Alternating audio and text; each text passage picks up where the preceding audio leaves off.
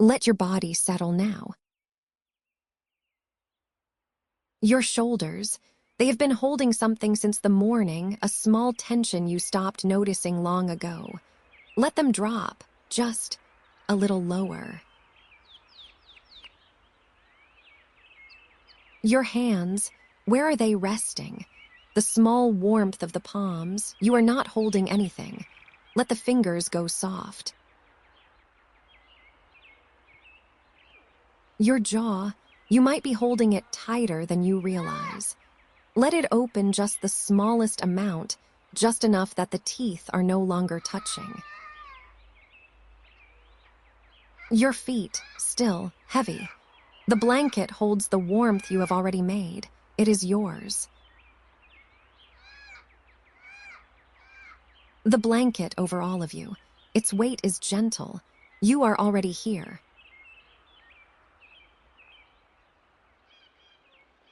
There is nothing you need to solve right now. Nothing to plan, nothing to track, nothing to remember. Whatever did not get done today, it will keep. It will all be there tomorrow. Tonight there is only this.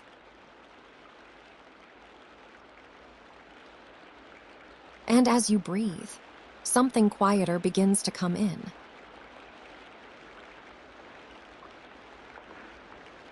You are on a smallholder vineyard in the hills of Chianti, in Tuscany. The year is 1888. Your family works this land as contadini, peasant farmers, under the mezzadria, the old sharecropping arrangement. Half of what the earth gives goes to the landlord, half stays with you. The vendemmia, the grape harvest, finished a few days ago. The Sangiovese is in the chestnut vats now, fermenting on its own. The olives are still on the trees, waiting for November. You have known this place your whole life. Tonight you will simply rest here.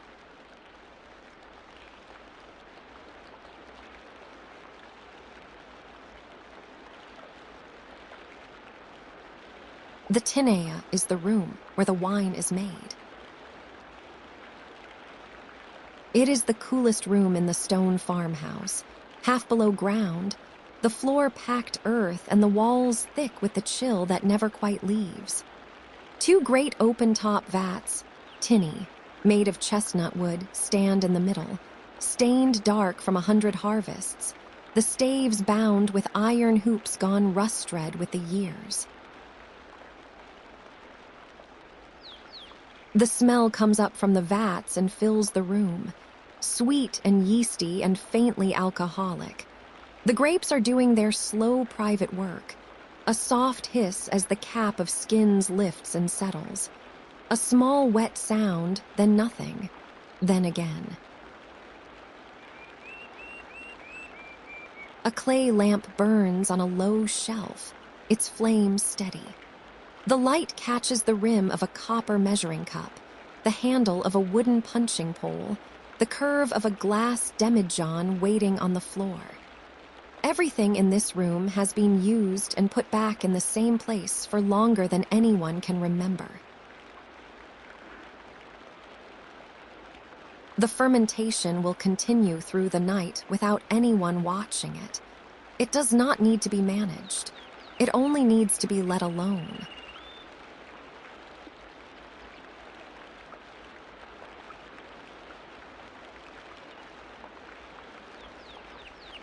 Outside, the vineyard rows climb the slope in long, even terraces.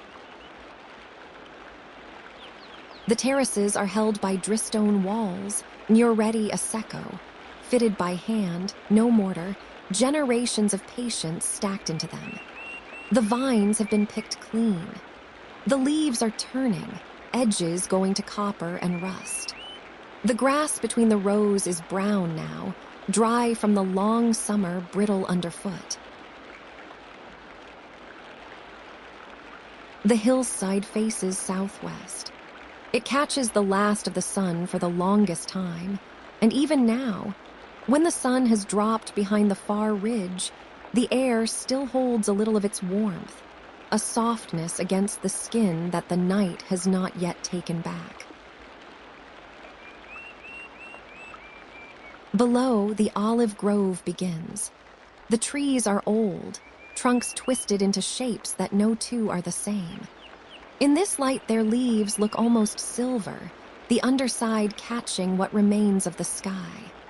A line of cypress trees marks the road that runs along the lower edge of the property, dark, narrow, exact.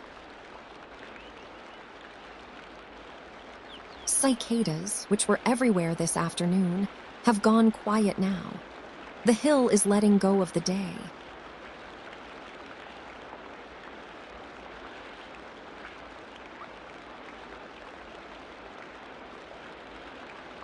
Inside the farmhouse, the fire is low. The hearth takes up most of one wall, broad, blackened, the stone above it dark from a century of wood smoke. The fire has been burning since morning and is settling now into coals.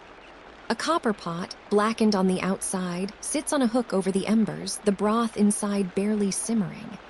A quackata, cooked water, bread, vegetables, broth, a thread of olive oil. The simplest food there is. The terracotta tiles of the floor are cool, the color of old roof clay, smoothed by generations of feet in the same paths. A rough wooden table sits beneath a small shuttered window. A row of garlic hangs from a beam. A single candle in a brass holder waits on the table, not yet lit. The walls are whitewashed and the color of cream by lamplight. A crucifix hangs above the doorway. A small framed picture of a saint, the colors gone soft.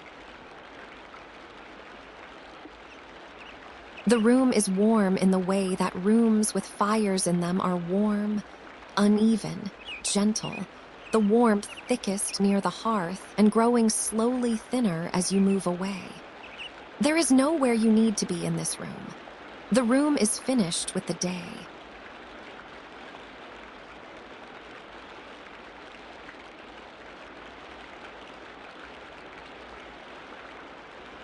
Below the vineyard, the olive trees stand in their long rows. They are old. Some of them have been here for 200 years, perhaps more, no one quite knows. The trunks have split and regrown, hollowed and refilled, the bark gone gray-silver and grooved like the wood has remembered every winter it lived through. Their roots go deep into stony soil. They do not ask much of the earth, and the earth does not give them much, and that is the agreement. The olives are still small and dark on the branches, hard, bitter. They will not be ready until November, when the family will come down with cloth nets and long sticks and lay everything beneath each tree, and the olives will fall, and they will be carried in baskets to the frantoio, the press, to be pressed into oil while still green. Tonight there is no work here. The grove is simply standing. The leaves move very slightly in a breath of air from the valley. The silver underside flickers, settles, flickers again.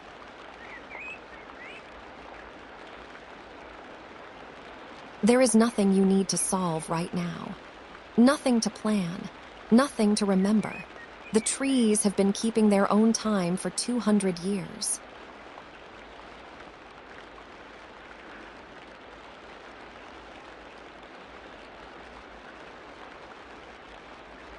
The road below the property is narrow and pale. It is a strada bianca, a white road, the surface compacted limestone dust, almost luminous in the last light, holding the day's warmth a little longer than the fields around it. Cypress trees line the verge on the eastern side, planted in a line so old no one remembers who first put them there. They are tall and dark and exact, like upright marks of ink against the sky. A horse and cart passed earlier in the afternoon, going down toward the village. The dust hung for a long time after, then settled. Now there is no one on the road. There will probably be no one on it again until morning. The pieve, the parish church, is somewhere down past the third bend, hidden by a fold of the hill. You cannot see it from here, but you know where it is. A bell rings the hour. A single low note, then silence, then the air going slowly back to the sound of nothing. The first bats are out, small fast shapes against the blue. They will be gone again before you can decide whether you saw them.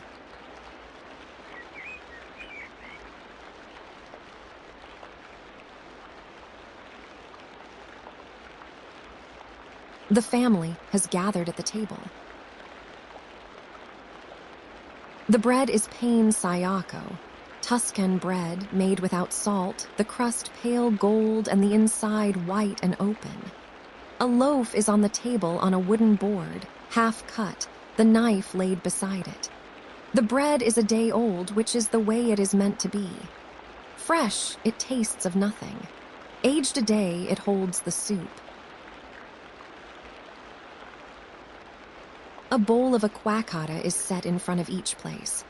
The broth is dark with a long simmer, bread torn into it, vegetables soft. A small wedge of pecorino sits on a plate in the middle of the table, the rind dusty, the inside pale and crumbling. A clay jug holds the last of the year before's wine, the vino del contadino, the family wine, deep ruby and slightly cloudy, drunk from small glass tumblers. The new wine is still in the vats. It will not be ready for months.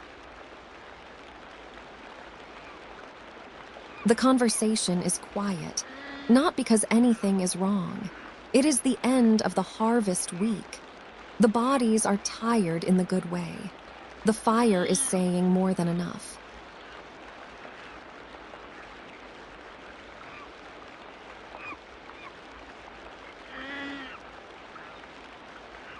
Above the stable, the fenile holds the year's hay. You climb the wooden ladder to it after the meal, the way generations have done, the rungs worn smooth in the center by the soles of countless boots. The loft smells of dry grass and warm wood, and the faint earthy warmth of the animals below. The hay is piled deep along one wall, gone almost gold in the lantern light. The roof is low, old terracotta tiles set on chestnut beams, the beams gone almost black with smoke and age. A small square window opens to the south, the shutter pushed back against the wall. Through it, you can see the dark shapes of the cypress trees, and further out, the slow folds of the hills going on into the distance. The straw mattress is laid on a low wooden frame. A heavy wool blanket, coarse, undyed, the color of soft brown earth, is folded at its foot. The pillow is linen, smelling faintly of lavender from a sachet tucked inside it last summer.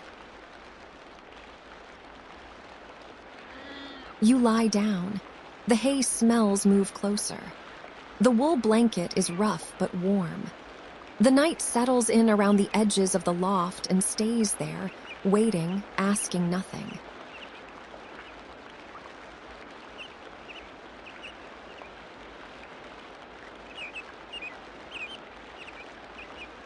The window of the hayloft frames a piece of the night.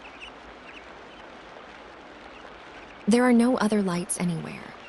No road glow, no village glow, only the soft dark of the hills, the cypress line going down toward the valley, the deeper black where the olive grove begins. Above all of it, the sky. The Milky Way is a wide, soft band, drawn from one horizon to the other. The stars behind it are countless, layered into a depth your eyes cannot quite measure. A single bright planet sits low in the west, Venus, perhaps, steady, where the others are slightly trembling. A civetta calls somewhere down in the olive grove. A small, low owl, the call a soft, repeated note that does not insist on anything. It calls 3 times, pauses, then again, further off. Then nothing. Then once more, very faint from the cypress road.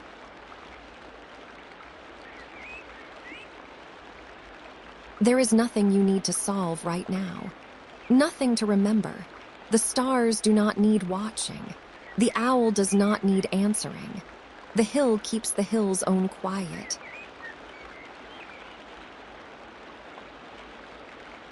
A small breath of cool air moves across the loft from the open window.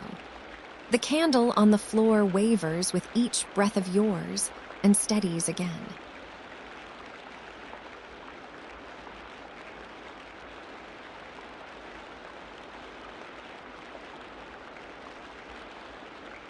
The farmhouse is quiet now.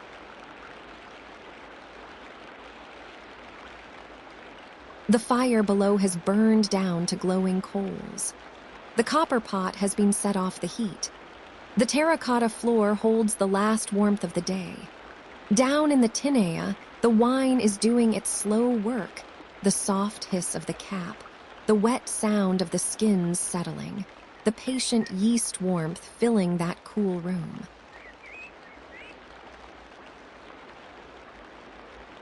The vineyard rows wait on their terraces in the dark.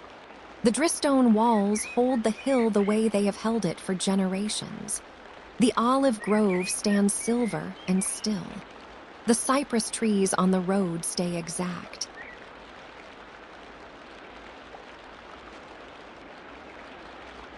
There is nothing you need to solve right now. Nothing to plan, nothing to decide. The wine ferments without asking. The olives ripen on their own schedule. The hills do not need anyone awake to keep them.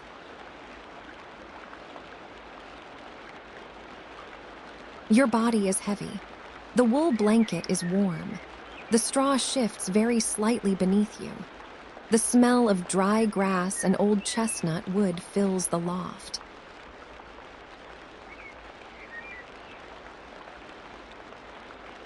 Somewhere far down toward the village, the church bell strikes the hour. The note is so small by the time it reaches the loft that you cannot quite be sure you heard it. The civetta has gone quiet. The cicadas will not return until next summer.